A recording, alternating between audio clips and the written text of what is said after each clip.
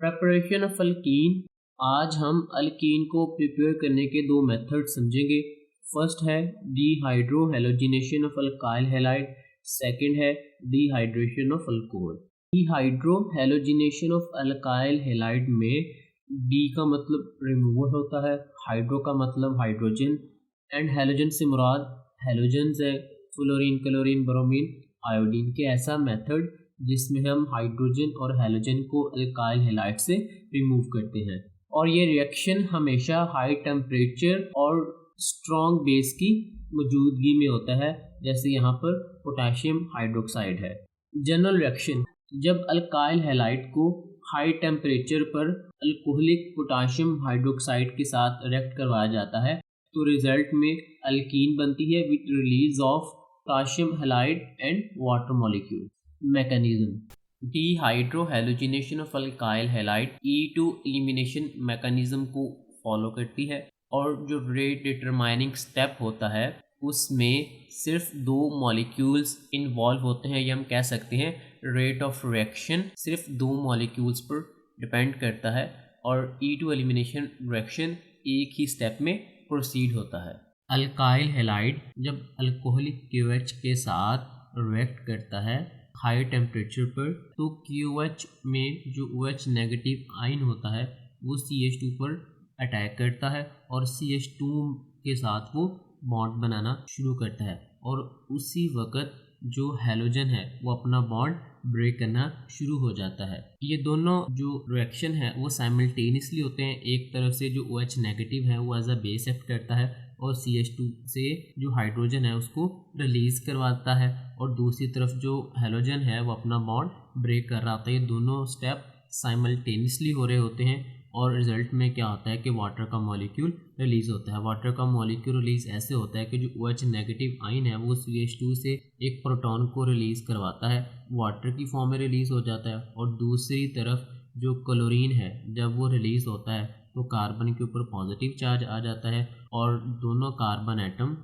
आपस में pi bond बना लेते हैं और रिजल्ट में अल्कीन बनती है। ईज ऑफ डीहाइड्रो हेलोजिनेशन से मुराद कि कौन सा अल्काइल हैलाइड कितनी जल्दी डीहाइड्रो हेलोजिनेशन को परफॉर्म करेगा। सबसे पहले टर्शियरी अल्काइल हैलाइड, उसके बाद सेकेंडरी और सबसे जो लीस्ट रिएक्टिव होगा या सबसे लास्ट में डीहाइड्रो हेलोजिनेशन शो करेगा वो प्राइमरी अल्काइल हैलाइड है। और दूसरी तरफ अगर हम हैलोजन एटम की बेस पर बात करें तो वो अल्काइल हैलाइड जिसमें iodine as a halogen atom होगी वो सबसे पहले डीहाइड्रो हेलोजिनेशन को परफॉर्म करेगा, उसके बाद ब्रोमीन वाला, उसके बाद क्लोरीन वाला और सबसे जो लीस्ट रिएक्टिव होगा या सबसे लास्ट पर रिएक्शन शो करेगा वो फ्लोरीन वाला अल्काइल हैलाइड होगा। एलिमिनेशन रिएक्शन ऐसे रिएक्शन होते हैं जिसमें जो सैचुरेटेड कंपाउंड्स होते हैं वो अनसैचुरेटेड कंपाउंड्स में कन्वर्ट हो जाते हैं।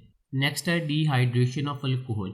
डी का मतलब रिमूवल होता है और हाइड्रेशन का मतलब वाटर के ऐसा रिएक्शन जिसमें अल्कोहल से वाटर का मॉलिक्यूल रिमूव होता है।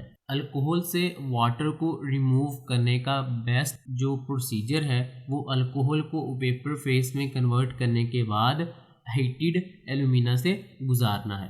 जनरल रिएक्शन, अल्कोहल जब एल्यूमिना के साथ रिएक्ट करती है एट हाई टेम्परेचर तो रिजल्ट में अल्कीन बनती है with release of water. Ease of dehydration of various alcohol, tertiary alcohol सबसे पहले डिहाइड्रेशन परफॉर्म करेगी, उसके बाद सेकेंडरी अल्कोहल और सबसे लीस्ट जो अल्कोहल है वो प्राइमरी अल्कोहल है कि प्राइमरी अल्कोहल सबसे लास्ट पर या उसकी जो अफिनिटी है वो बहुत कम है डिहाइड्रेशन की और टर्शियरी अल्कोहल की सबसे ज़्यादा है।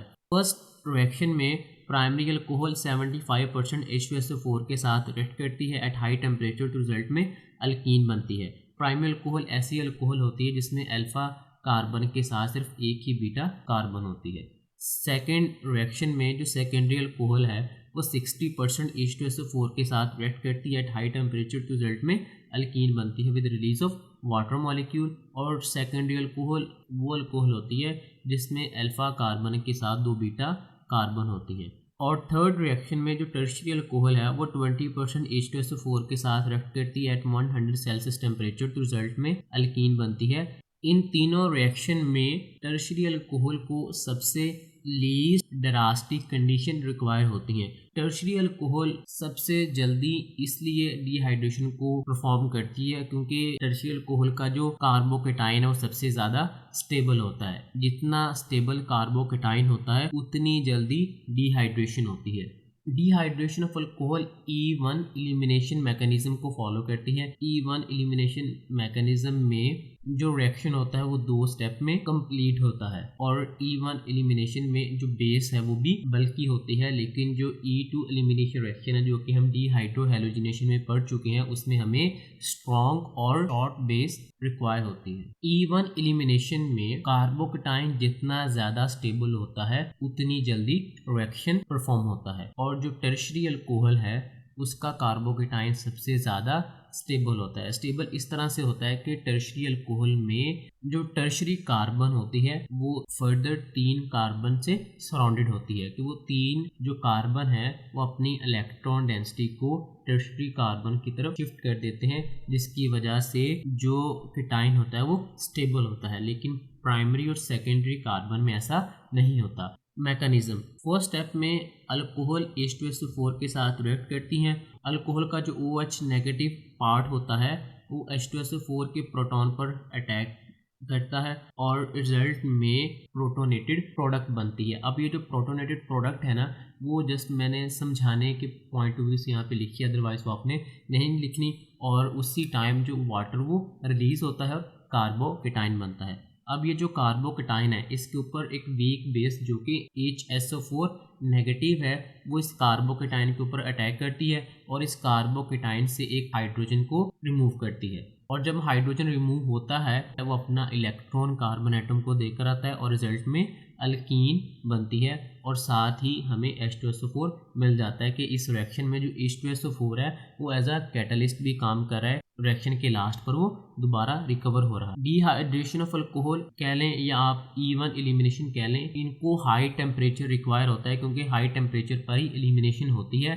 अगर लो टेम्परेचर प्रोवाइड किया जाएगा तो एलिमिनेशन की बजाय सब्स्टिट्यूशन हो जाएगी कि जो आप बेस यूज़ करेंगे उसमें जो नेगेटिव पार्ट है वो हाइड्रॉक्सिल ग्रुप को रिप्लेस कर देगा। सो ये था आज का लेक्चर। अगर इसमें कोई भी कन्फ्यूजन हो do let me know in comment section.